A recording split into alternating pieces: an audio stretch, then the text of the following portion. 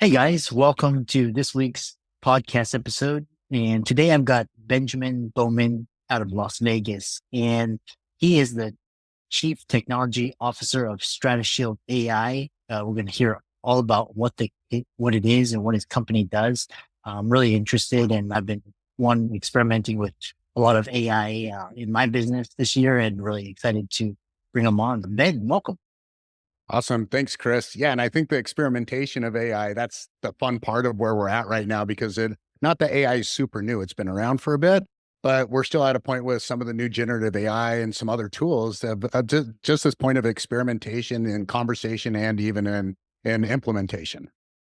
Yeah, talk about your journey, what you've done, and what Stratashield AI is, and we'll dive right in.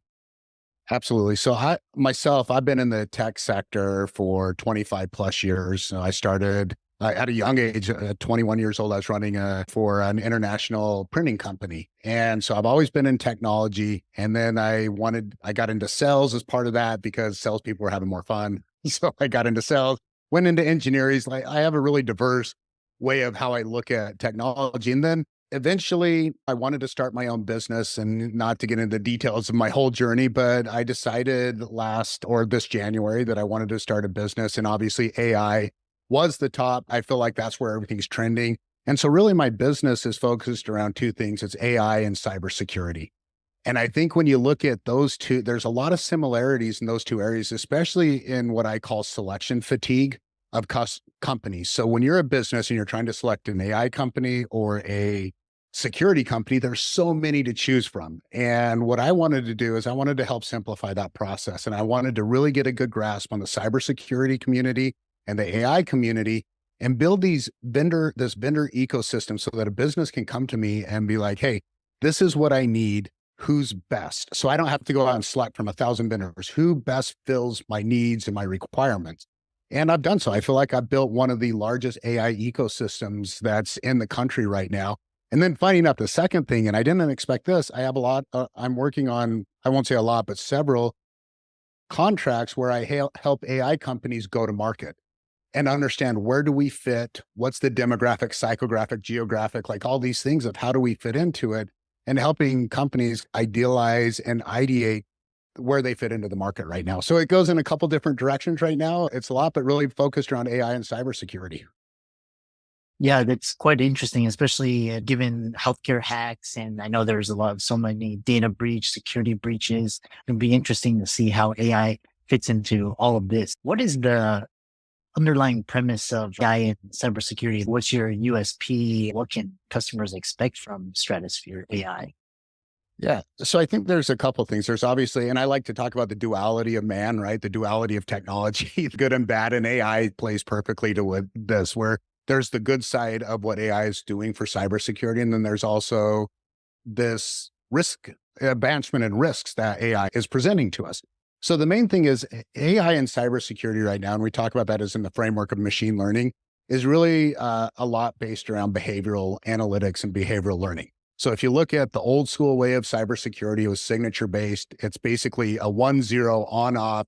It's either a virus or it's not a virus. Now we can't look at it that way anymore because now we have to look at the behaviors of what's happening on the network on the individual computer. So AI is able to process mass amounts of information and be able to say, hey, this computer is doing something weird, right? So we need to stop it or block it or pull it off. And I think that's really the main thing, where one of the main ways that AI is helping, and that's been doing it for about 5-6 years now, maybe even 10 years, where it's looking at behavioral analytics.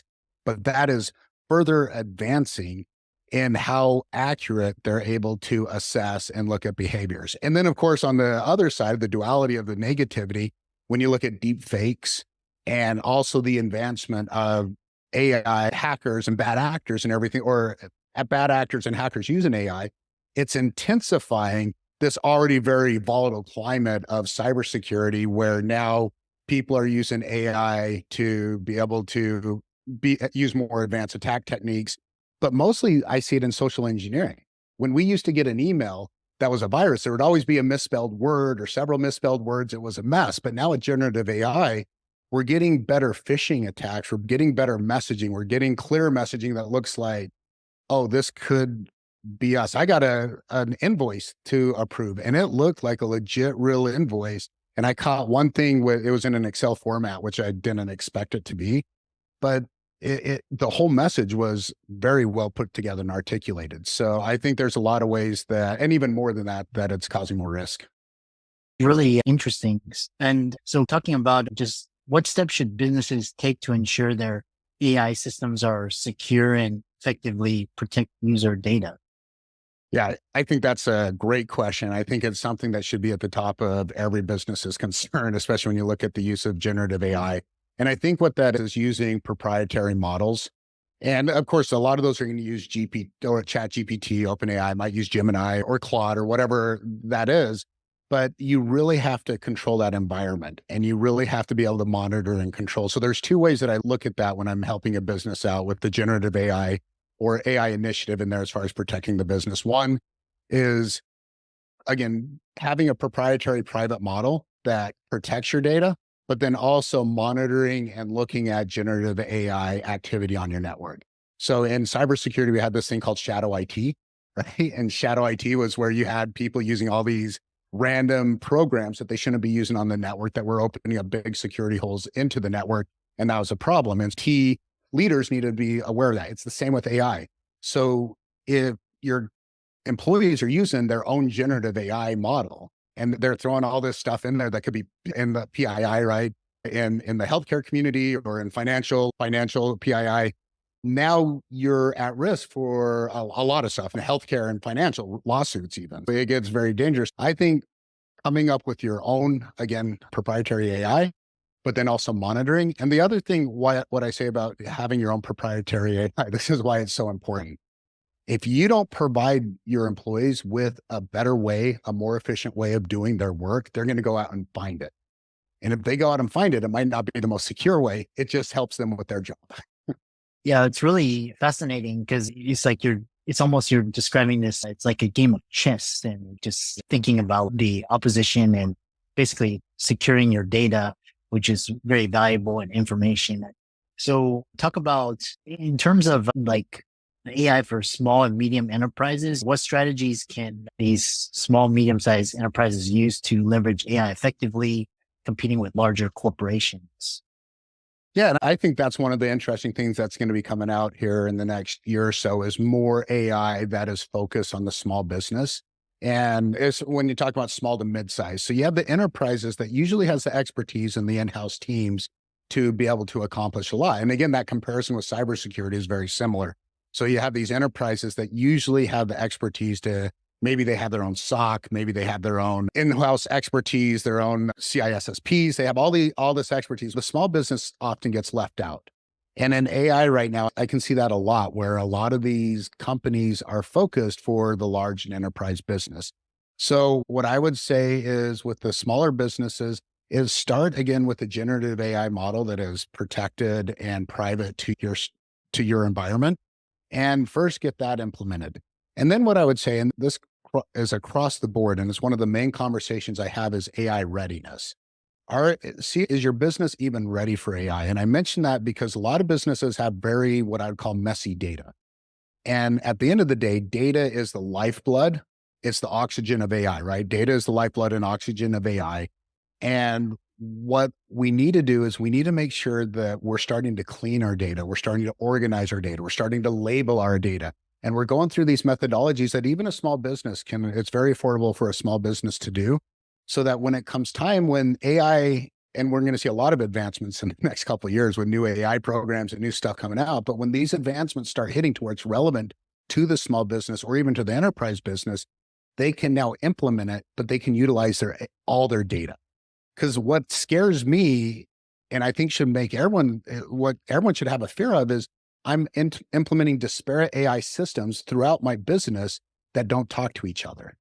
That is so much mitigation of the power of what AI is. What we need AI to be able to talk to all the data, make informed decisions and informed recommendations off of all the data. But you can't do that if you're working in an uncontrolled and messy data environment. So I really, with small businesses, find out what's out there, but also let's get ready for when the really good technology starts coming out in AI that fits your business use case. Is that fair? Yeah, it's really interesting because because from the healthcare space, a lot of the systems like you've got Epic and Cerner, and you've got all these like all these hospitals are just and it's you have to go to one hospital, you switch, you have to repeat the same thing. How do you see these networks basically just one like it's like the internet, just like one big open network, and with AI on it, you've got data, and how does this may not be your expertise, but how does the blockchain fit into all of this? Yeah, it's funny you're saying that. And blockchain is not my expertise, but what I was going to say is we have to use blockchain to be able to track all this data. And what I like about the blockchain conversation in healthcare is the ownership of my data. And like you said, what happens right now is we as a patient, we go into one hospital or clinic, and then we go to the next one. They have no information on it. But at the end of the day, that hospital and that clinic, and you might go to 5 different specialties in a year, especially as you get into geriatric care and things like that, they all own your data. And you have to go through this whole process to be able to get to your own medical information. But if we can utilize blockchain and we can use that centralized point of information where you are giving access to the medical companies instead of them giving access to you, and you can give and take access away. But at the end of the day, you control all of that. Yes, I think blockchain, there's a huge conversation. I think blockchain was huge and then the conversation tapered, but I think in medical, it means a lot. And then when you talk about AI in healthcare and you talk about like the EHR systems and you talk about maybe even their lead generation systems and all this stuff, you have to do all this through HIPAA compliancy. And HIPAA compliancy, when it comes to data and it comes to information and it comes to AI, which is, I would say, a compliance person's nightmare in some ways, there's still a lot that needs to be cleaned up. But that being said, blockchain, I believe everything that I've read, blockchain is the answer. And that to me would be exciting. I'm sure you're a provider. Right? Are you a provider, right? You're Yeah. a physician provider. So this would make sense for you, even from being able to access a patient's information and understanding in totality with the information they have. Yeah. Yeah. It's interesting because like the technology itself makes sense. It's just, there's just so many like rules and regulation, and especially with government involvement, nothing ever gets done in this big, gigantic healthcare industry. Well, I really love talking to entrepreneurs that are doing great works and ending it out. What are big challenges business face with integrating AI into their operations, and what practical solutions can help them overcome these obstacles? Yeah, another great question. And there's a lot right now. And I think one of the big challenges we're seeing is similar to when the term cloud came out. And everyone's, you need to be in the cloud. What does that even mean? So I talked to several CTOs, CIOs, and they're telling me they're getting board initiatives or being asked from the board, what is your AI initiative? But no one even knows what that is. No one even knows what it means to have AI. No one knows what that initiative is. And so I think a lot of times, and even the CIOs, they're trying to figure out how can I implement AI? So you have this FOMO, right? This fear of missing out that your competitors are going to get this competitive advantage, but you also don't know what is possible. And so I think the biggest problem, and I say the biggest concern, I would say, is the art of what's possible and understanding and bringing, and that's where I come in, is helping people understand, what do you want? What do you think can happen? What if you had your ideal world of what you think AI could solve, what would that be? And is it possible? And then building from there, because right now there's so much misinformation. There's so much vaporware out there that there's so many bad decisions you can make with AI. You really need someone who understands that environment. And the other thing that I'll say too, along with that, is even though you need to have an accelerated and aggressive look into AI, you also need to slow down. There's no need to rush right now. And I mentioned earlier, remember that the technology is changing so fast. It's so rapidly advancing. So you need to slow down, because you might make a decision now, but guess what? In 1 year from now, there's going to be more solutions to choose from. There's going to be better solutions to choose from, more holistic solutions to choose from. So I would say only implement AI if there's an ROI, if there's an increase in efficiency and there's a business use case for it. Absolutely right now, don't implement AI for the sake of implementing AI. There's got to be a business reason, right? Yeah, it's really interesting. Yeah, it's just like we alluded to earlier, there's so many entrepreneurs you just experimenting with it. And earlier on, it was like ChatGPT and it was very clunky, and now it's like the text, the prompts are much more faster. Now you can do images and pretty soon you can do video. So it's just fascinating how this technologies and how entrepreneurs can leverage these tools in their business. How can people find you and follow you and check out your work, etc.? Yeah, absolutely. So my main medium of communication is on LinkedIn. I think that's the big business medium. And my LinkedIn profile, Benjamin Bohman. You can also go to, I just revamped my website, stratashield.ai. So that's STRATISHIELD.ai. That is another way.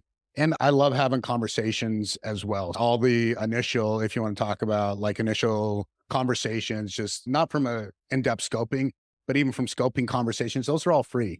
I think right now we're not at a point in AI to just start charging people for every bit. We need to come up with something concrete first, see if it's doable, and those conversations to see if there's something concrete or free. So you can always reach out to me as well directly through LinkedIn or my email, ben@stratashield.ai. But yeah, several ways to get a hold of me. But I love having these conversations. I love having conversations even with you, Chris, because this is what it's all about. This ideation. It's such a new, again, AI is old, but it's also new. And the way it's being adopted is new. And now we get to have so many fun conversations from, you talk about healthcare, and then there's finance, and there's education, then there's philosophy of, there's the psychology of, there's so many fun things to talk about with this. I just love jumping on and having these conversations. Yeah, it really reminded me of just the internet and just AI reached mainstream when ChatGPT is just like everybody could use it. And yeah, really. And again, I love talking cutting edge technology. And for all the audience, be sure to give Ben's socials you can follow, check out Stratosphere AI, see if it have these conversations, see how you can use it in your existing business. And thanks so much for coming on. Awesome, Chris. I appreciate it.